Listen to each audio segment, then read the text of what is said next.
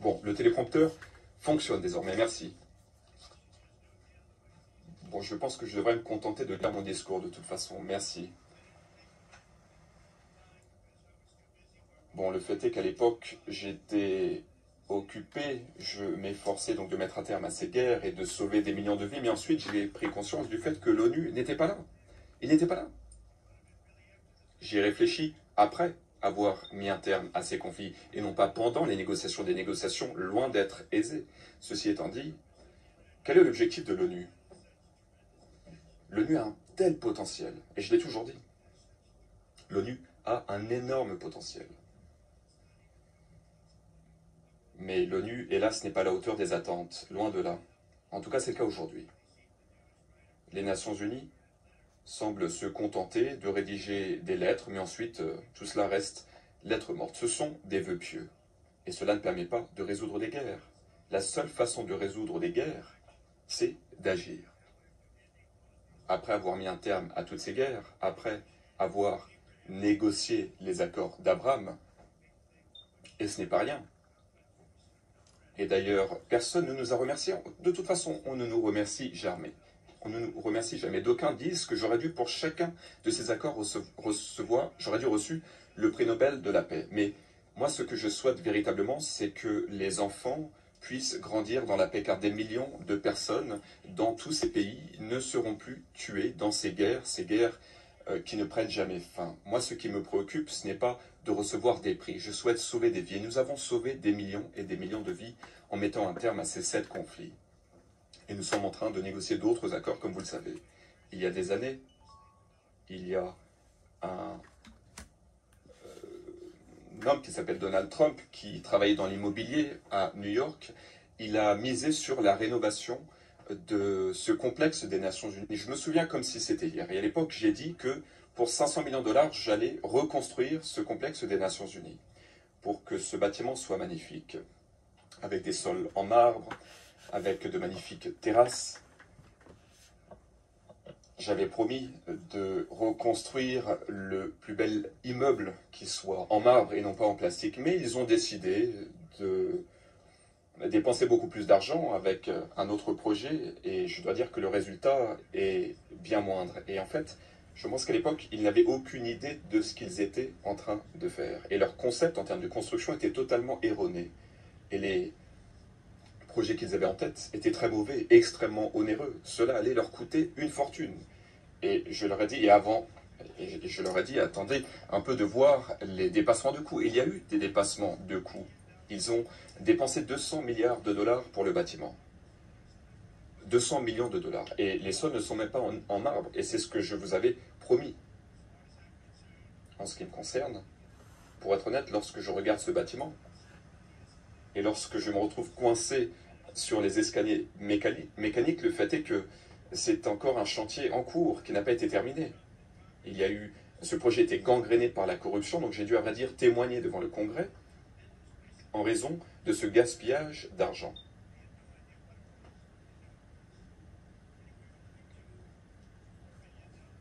Entre 2 et 4 milliards ont été dépensés au lieu des 5 millions prévus. Moi, je leur ai dit, cela va vous coûter beaucoup plus que 500 millions de dollars. Mais hélas, à l'ONU, eh bien, c'est un problème permanent, et d'ailleurs, c'est un problème que l'on observe à plus grande échelle encore. Et c'est très triste. Je ne sais pas si l'ONU est à même de jouer un rôle productif. Moi, je suis présent ici pour vous tendre la main, pour vous proposer l'amitié des États-Unis. Et je tends la main à tous les pays dans la salle, chaque pays disposé à travailler avec nous afin de bâtir un monde plus prospère, un monde plus sûr.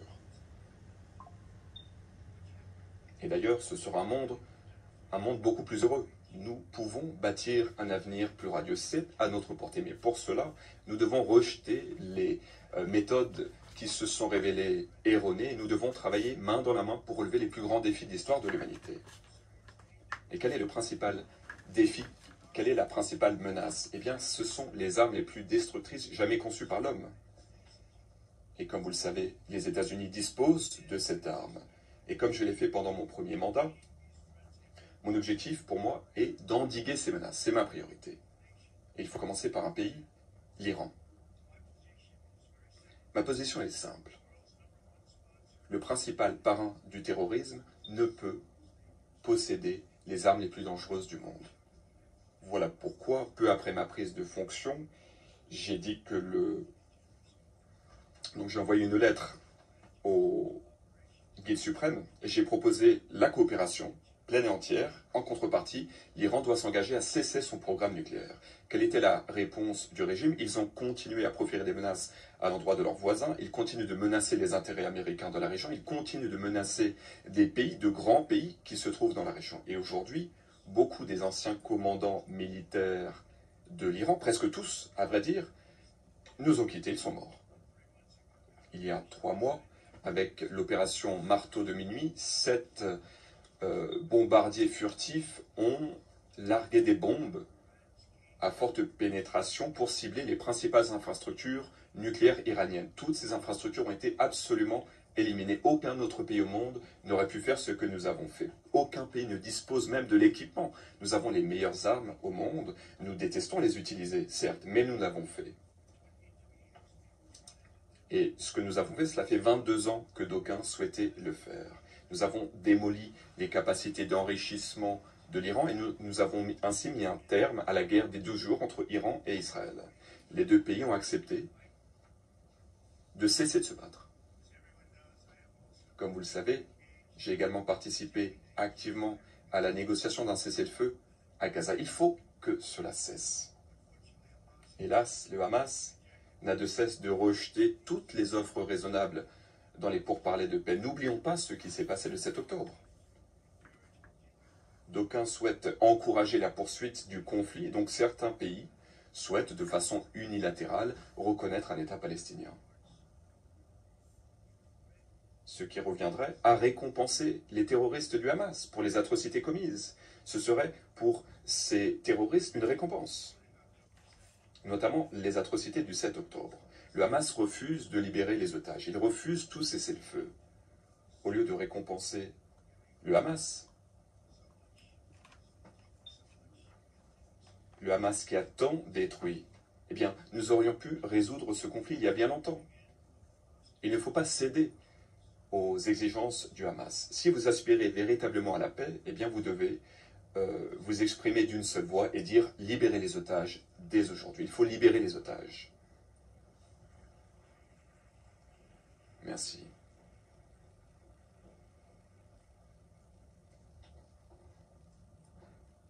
Merci.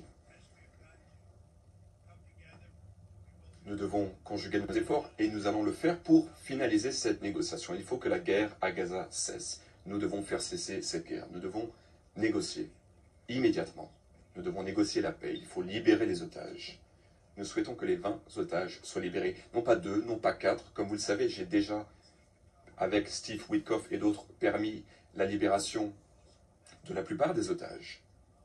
Nous avons participé à la libération de tous les otages jusqu'à présent. Mais pour ce qui est des derniers otages, j'ai dit que ce serait le moment le plus difficile, et c'est le cas. Mais nous devons les libérer. Nous ne souhaitons pas en récupérer 2, puis 3, puis 4. Non, nous souhaitons finaliser la négociation et tous les libérer.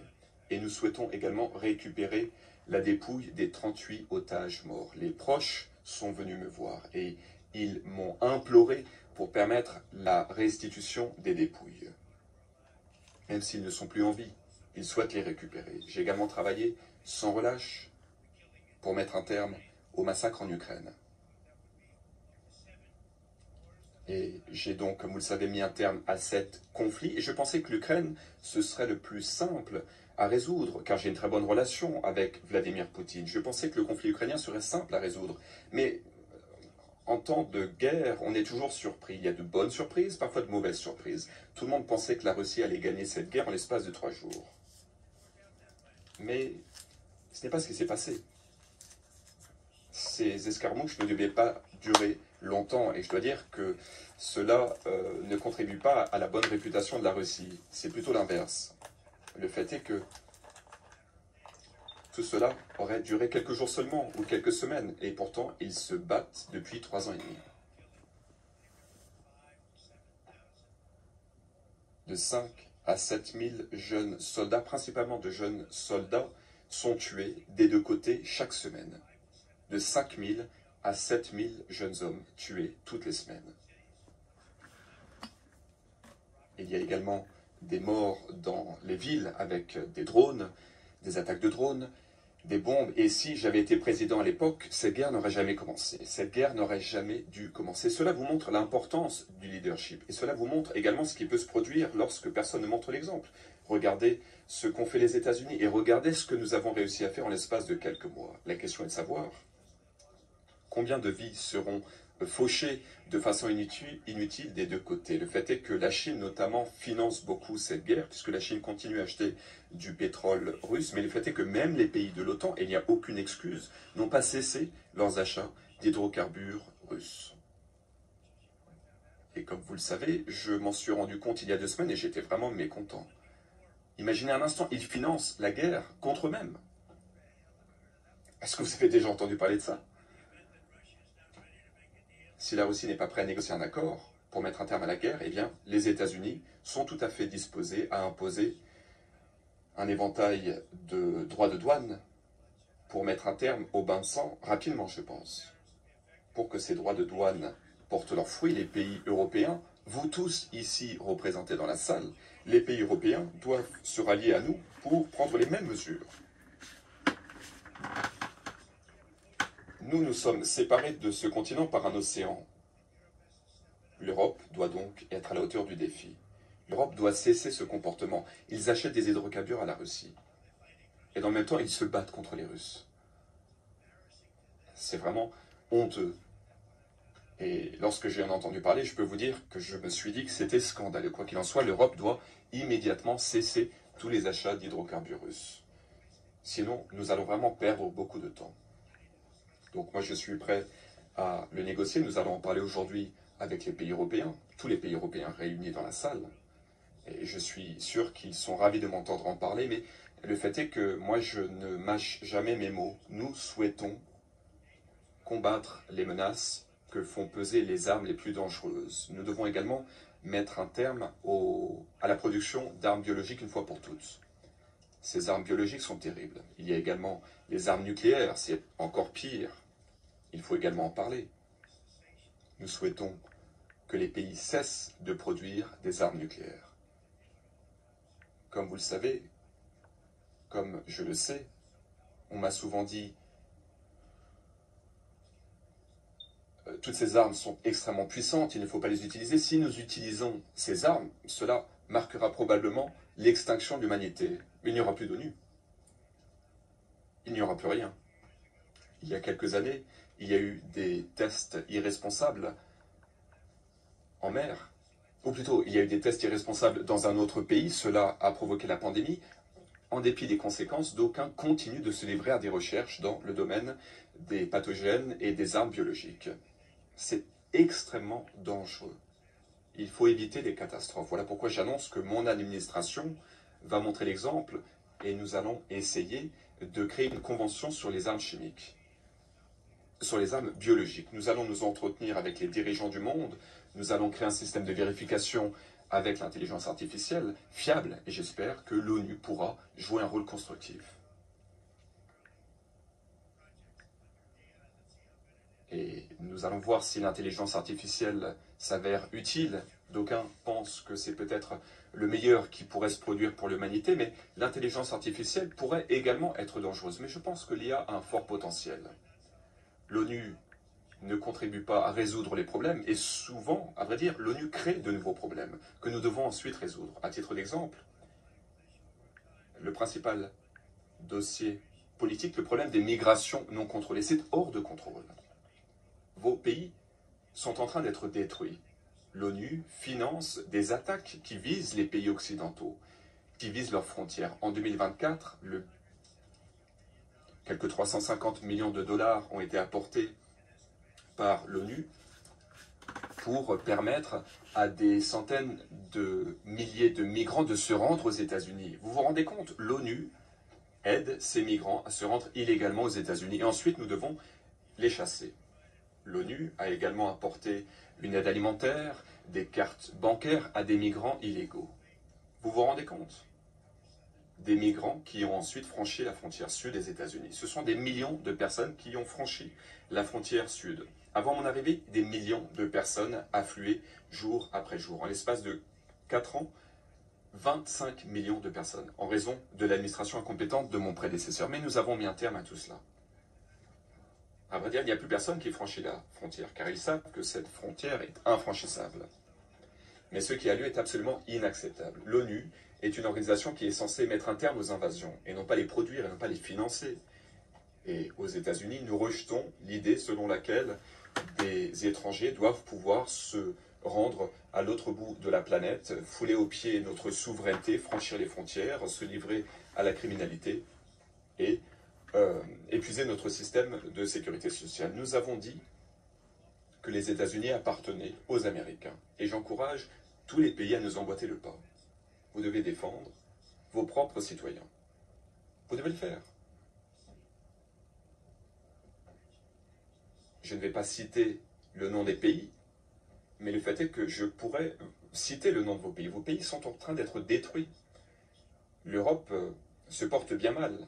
L'Europe a été envahie par des migrants illégaux, et c'est du jamais vu dans l'histoire. Des migrants illégaux qui affluent en Europe, et personne ne fait rien. Personne ne fait rien pour les chasser. Ce n'est pas viable. Vous préférez être correct politiquement, et donc vous ne faisiez rien, car personne n'ose en parler. Lorsque je regarde Londres, par exemple, où vous avez vraiment un maire extrêmement incompétent, eh bien Londres a vraiment changé. Il souhaite imposer la charia à Londres, alors que c'est un autre pays, vous ne pouvez pas imposer la charia. Et je pense que cela provoquera la mort de l'Europe de l'Ouest si rien n'est fait immédiatement.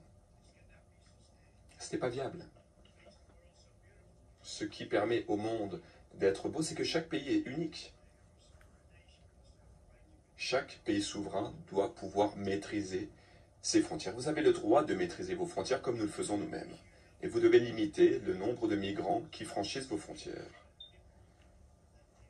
Car il faut penser aux contribuables. Ce sont vos contribuables qui ont bâti votre nation,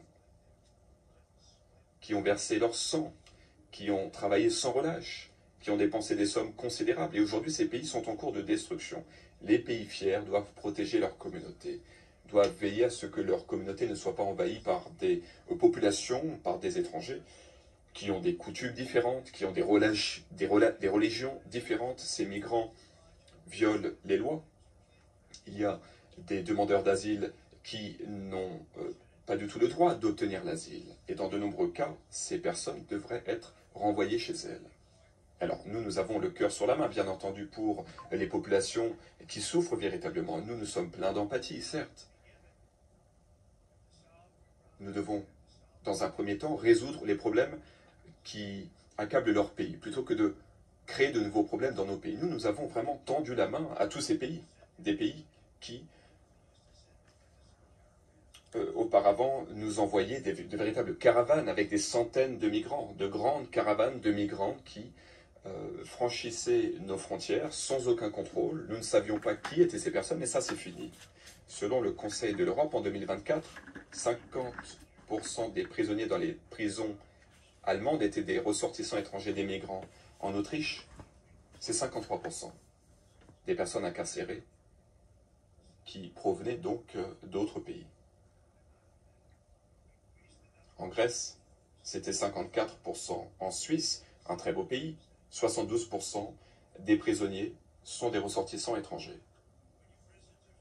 Lorsque vos prisons sont remplies de soi-disant demandeurs d'asile, qui vraiment, alors qu'on leur a ouvert la porte, se livrent à la criminalité, eh bien il faut mettre un terme à la politique des frontières ouvertes. Et je peux vous le dire, moi je sais comment fermer les frontières.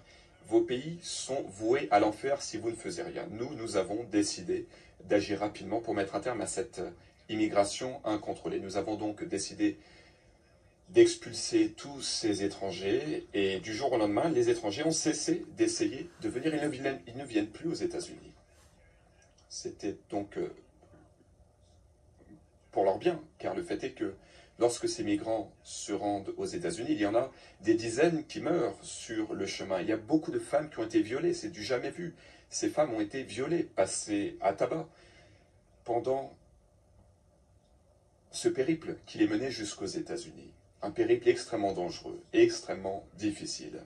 Et donc c'est une victoire également que nous avons remportée contre la traite des êtres humains. Ce que nous avons fait, c'est véritablement une victoire. Nous avons sauvé d'innombrables vies, toutes ces personnes qui désormais ne vont pas se lancer dans ce périple. Ce périple était un périple mortifère.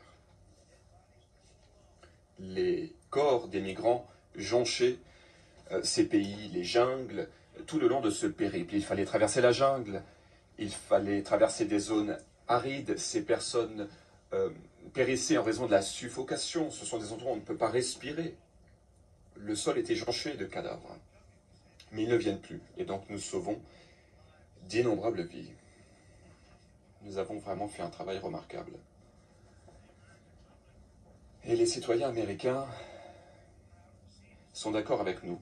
Apparemment, j'ai un taux de popularité inégalé aux États-Unis, notamment grâce à ce que nous avons fait à la frontière, et notamment grâce à ce que nous avons fait avec l'économie, car l'administration Biden ne faisait qu'enhardir les cartels de drogue, les trafiquants d'êtres humains, les prisonniers, des prisonniers du monde entier qui se rendaient aux États-Unis. Par ailleurs, l'administration Biden a perdu quelques 300 000 enfants en bas âge qui ont fait l'objet de la traite des êtres humains, au vu et au su de l'administration Biden. Et beaucoup de ces enfants ont été violés, exploités, persécutés, vendus. Personne n'en parle. Les fake news n'en parlent pas. Il y a beaucoup de jeunes enfants qui sont portés disparus ou qui sont morts. Et nous avons trouvé beaucoup de ces enfants. Et nous les avons rapatriés, nous les avons rendus à leurs parents.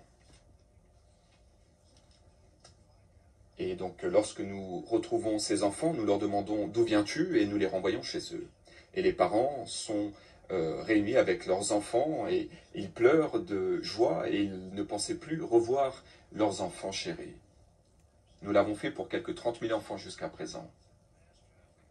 Tout système qui aboutit à la traite des enfants est un système maléfique. Et pourtant, c'est ce que plaident les mondialistes. Comme vous le savez, cette période est révolue. L'administration Trump travaille sans relâcher. Nous continuons à travailler pour retrouver toutes ces personnes méchantes qui sont responsables de ce problème. Et comme je l'ai dit, l'objectif, c'est de permettre à ces enfants, à ces centaines de milliers d'enfants, d'être rendus à leur famille. Je ne sais pas si nous allons retrouver tous ces enfants. Le fait est qu'il y a beaucoup d'enfants qui ont été portés disparus ou qui sont morts. Ils sont portés disparus ou ils sont morts en raison de ce que sont faits ces animaux. J'ai par ailleurs décidé de cibler des cartels de drogue, des cartels barbares, et je pense que vous savez ce dont je parle.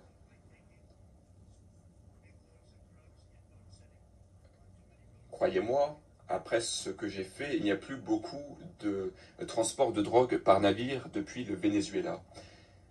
Ils ont changé d'avis assez rapidement grâce à notre action et nous avons donc mis un terme à ces arrivées par bateau de drogue. Ces drogues tuent des centaines de milliers de personnes. Il y a également un certain nombre donc de cartels de drogue, des cartels barbares qui sont désormais inscrits sur les listes d'organisations terroristes. Il y a également les pires gangs de l'histoire, Tren de Agua et le MS-13. Tren de Agua vient du Venezuela d'ailleurs. Ces organisations se livrent à la torture, à la mutilation, au meurtre, en toute impunité. Ce sont les ennemis de l'humanité. Voilà pourquoi nous avons récemment commencé à utiliser la puissance de feu de l'armée américaine pour détruire tous ces terroristes du Venezuela, tous ces réseaux de trafiquants. Et qui est le responsable? Nicolás Maduro. C'est lui qui est à la tête de ces réseaux. Je m'adresse à tous ces terroristes, à tous ces trafiquants qui souhaitent se rendre aux États-Unis. Sachez que nous allons vous éliminer, nous n'avons pas d'autre choix. Nous ne pouvons pas rester les bras croisés. 300 000 personnes sont décédées l'année dernière en raison de la drogue. Le fentanyl et d'autres drogues sont les responsables. Chaque navire que nous coulons aurait pu tuer quelques 25 000 Américains. Et donc nous n'allons pas rester les bras croisés. L'énergie est un autre domaine où nous assistons aux États-Unis à un essor inégalé. Nous nous débarrassons de ces énergies soi-disant renouvelables. C'est une véritable supercherie. Ces énergies ne fonctionnent pas. Elles ne sont pas suffisamment puissantes pour alimenter les centrales électriques. Le vent ne souffle pas suffisamment fort. Ces éoliennes sont pathétiques. Elles sont extrêmement coûteuses. Et il faut les reconstruire en permanence. Et elles commencent à rouiller. C'est l'énergie la plus onéreuse jamais conçue. Et l'objectif de l'énergie, c'est de gagner de l'argent et de non pas perdre l'argent. Si vous perdez de l'argent, ensuite, les gouvernements doivent subventionner ces énergies. Et souvent, d'ailleurs, ces énergies sont produites, ou ces éoliennes sont construites en Chine. Mais ces éoliennes sont ensuite exportées. Pourquoi est-ce que la Chine les construit mais ne les utilise pas? La Chine utilise le charbon, le gaz. La Chine utilise toute source d'énergie à l'exception de l'énergie éolienne. Par contre, ça c'est sûr, ils aiment beaucoup vendre ces éoliennes. Pour ce qui est de l'Europe, l'Europe a un long chemin à parcourir. Ces pays sont au bord de la destruction en raison de cet agenda écologique. Et pour ce qui est de l'Allemagne, je dois dire que l'Allemagne se portait mal, notamment en raison de l'énergie et de la migration. L'Allemagne était au bord de la faillite, mais il y a désormais de nouveaux dirigeants en Allemagne. Ils ont rectifié le tir, ils ont fixé un nouveau cap avec les combustibles fossiles, l'énergie nucléaire, c'est formidable, c'est une énergie propre. Ils ont réparé les dégâts, ils ont ouvert des centrales, et donc l'Allemagne se porte bien. Je pense qu'il faut vraiment féliciter l'Allemagne. L'Allemagne s'est rendu compte du fait que c'était une situation catastrophique, qu'ils étaient en train d'opérer une transition écologique. Mais ça, c'est la meilleure façon de faire faillite. Alors, certes, certains vont me critiquer car je le dis, mais moi je suis ici pour dire la vérité. Je suis à New York. Et donc, croyez-moi, je me sens en pleine sécurité. Nous sommes en train de maîtriser la criminalité. Et puisque nous parlons de la criminalité, pensez un instant à la ville de Washington. C'était la capitale du crime aux États-Unis. Et désormais, en l'espace de 12 jours seulement, nous avons maîtrisé la criminalité. C'est une ville extrêmement sûre. Vous pouvez sortir, aller au restaurant. Votre femme peut déambuler librement dans les rues. Rien ne lui arrivera. Donc nous avons fait un travail remarquable. Et oui, j'ai mobilisé la garde nationale. Et la garde nationale a fait le nécessaire. Et ils n'y sont pas allés avec le dos de la cuillère, mais nous avons réussi à incarcérer des centaines, des milliers de criminels. Nous les avons renvoyés dans leur pays ou nous les avons mis derrière les barreaux. Washington est une ville sûre désormais. Et je vous invite à venir à Washington. Nous pourrons aller dîner dans un restaurant et nous pourrons y aller en marchant. Inutile de prendre un véhicule blindé. Nous pourrons nous y rendre à pied depuis la Maison-Blanche. Pour ce qui est du pétrole et du gaz, on nous parle du pétrole de la mer du Nord. Aberdeen, c'était la capitale du pétrole de l'Europe. Il y a un fort potentiel, il y a encore du pétrole à trouver dans la mer du Nord. Beaucoup de réserves de pétrole. Et je me suis entretenu avec le Premier ministre et je lui ai dit, vous avez énormément de gisements. Mais il y a eu tellement d'impôts qu'aucune entreprise ne souhaitait se livrer à l'exploitation du pétrole. Or, il y a beaucoup de gisements dans les sols. Il y a beaucoup de pétrole, du pétrole que nous n'avons pas encore trouvé. Et c'est vraiment une grande ressource pour le Royaume-Uni. Et donc j'espère que le Premier ministre britannique m'écoute, car je lui ai dit pendant 3 jours, je n'ai cessé d'en parler. Le pétrole de la mer du Nord, car je souhaite le meilleur au Royaume-Uni. Il faut que le Royaume-Uni cesse de détruire le paysage de l'Écosse, les paysages de l'Angleterre, avec ces éoliennes qui empiètent sur les terres agricoles. Mais nous n'allons pas rester les bras croisés aux États-Unis. En 1982, le PNUE a dit que d'ici à 2000, le changement climatique allait causer une catastrophe mondiale. Il a dit à l'époque que cette catastrophe serait irréversible, que ce serait comme une apocalypse nucléaire. C'est ce qu'ils ont dit à l'ONU à l'époque. Et qu'est-ce qui s'est passé? Bien, nous sommes aujourd'hui présents. Un autre représentant de l'ONU a dit en 1999 que des pays allaient être rayés de la carte par le changement climatique. Par le changement climatique, cela ne s'est pas produit.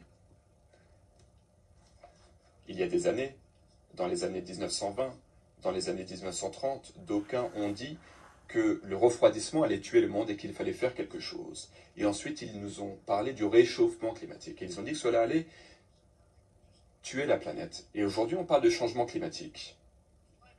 C'est le changement climatique. Voilà ce dont on parle aujourd'hui.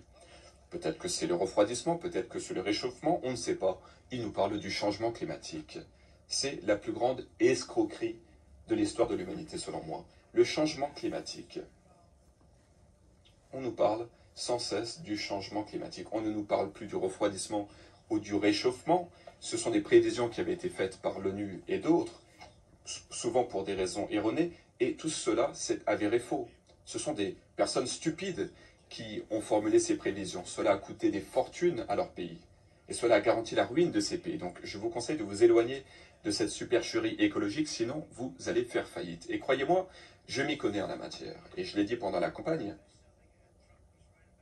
Il y avait une casquette que beaucoup de mes partisans portaient, une casquette qui disait Trump avait raison sur tout. Et je ne dis pas ça pour me vanter, mais c'est vrai. Donc vous devez laisser de côté cette supercherie écologique, sinon vous êtes voué à la faillite. Donc je vous encourage vraiment à ne pas vous laisser berner. Je suis le président des États-Unis, mais j'aime l'Europe. Je me préoccupe de l'Europe. J'aime la population européenne. Et le fait est que l'Europe est dévastée par l'immigration, par ce problème énergétique. C'est en train de tout détruire. Et donc les Européens ne peuvent rester les bras croisés. Vous ne faites rien car vous n'osez pas froisser les gens. Vous êtes en train de détruire votre patrimoine. Il y a donc la catastrophe migratoire et il y a cette supercherie énergétique. Vous devez agir avant qu'il ne soit trop tard. En ce qui concerne l'empreinte carbone, là encore, c'est une duperie, fabriquée de toutes pièces par des personnes bien mal intentionnées.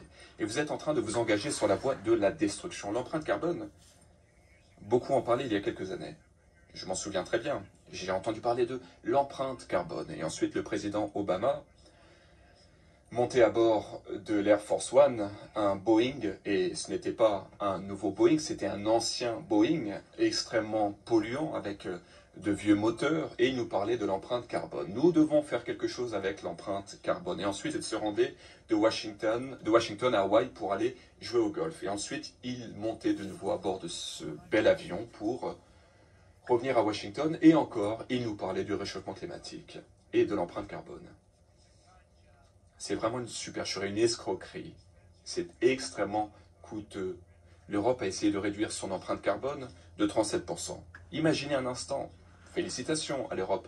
Formidable. Cela vous a coûté beaucoup. Cela a détruit des emplois. Les usines ont fermé. Mais vous avez réduit votre empreinte carbone de 37%. Néanmoins, après tous ces sacrifices, et il y en a d'autres à venir, qu'est-ce que vous avez accompli ? Et il y a eu une augmentation de 55% des émissions, notamment en raison de la Chine et d'autres pays. Des pays qui prospèrent. Ces pays émettent plus de CO2 que tous les pays développés au monde. Donc, tous ces pays s'efforcent de réduire l'empreinte carbone. Cela n'a ni queue ni tête. Ce qui est intéressant, c'est qu'aux États-Unis, nous avons encore des écologistes radicalisés qui souhaitent fermer les usines. Il ne faut plus qu'il y ait de vaches, ils souhaitent tuer toutes les vaches. C'est insensé ce qu'ils souhaitent faire. Mais le fait est qu'aujourd'hui, nos frontières ont été sécurisées et nous avons, pour ce qui est de l'atmosphère, alors je pense que nous avons un air très propre, l'air le plus propre de l'histoire de notre pays depuis très longtemps, mais le problème c'est qu'il y a d'autres pays comme la Chine par exemple, où l'air est un peu plus pollué. Eh bien, l'air circule, bien entendu, et donc même si votre pays ne pollue pas, eh bien cet air est pollué car il provient d'autres pays, où l'air n'est pas aussi propre que chez nous.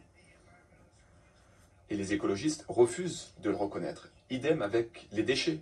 En Asie, par exemple, ils ont tendance à déverser leurs déchets dans les océans. Et en l'espace de 2 ou 3 semaines, eh bien, ces déchets viennent s'échouer sur les frontières de la Californie. Nous l'avons vu, des quantités considérables de déchets à Los Angeles, à San Francisco. Mais ensuite, on vient vous taper sur les doigts parce que vous avez laissé votre mégot sur la plage. C'est totalement insensé. La principale conséquence de ces politiques écologiques, c'est que nous n'avons pas amélioré l'environnement, nous avons modifié l'industrie manufacturière, les emplois ont été perdus aux pays occidentaux, car il y a des règles totalement insensées qui ont été promulguées, et d'autres pays, eux, ont créé beaucoup d'emplois et gagnent beaucoup d'argent. Si vous regardez les factures d'électricité en Europe, c'est 4 fois plus qu'en Chine. 2 ou 3 fois plus élevées qu'aux États-Unis. Nous, nos factures sont en train de baisser, vous l'avez probablement vu.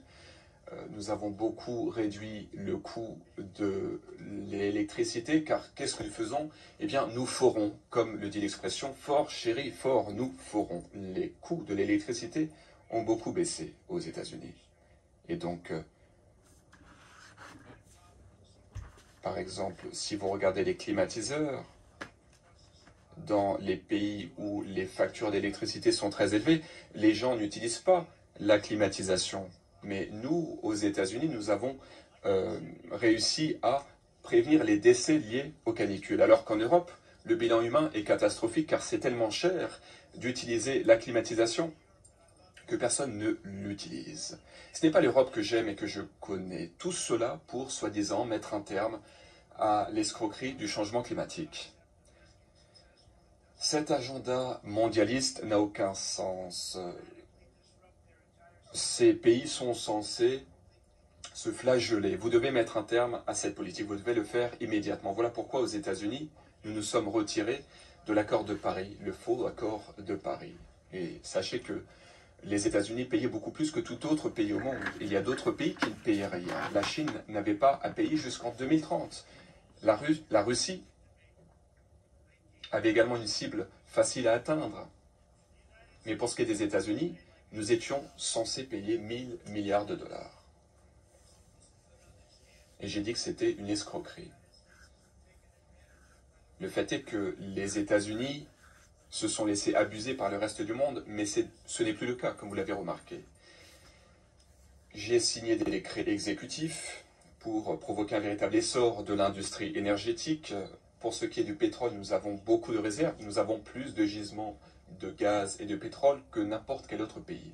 Et si vous ajoutez le charbon, eh bien, nous avons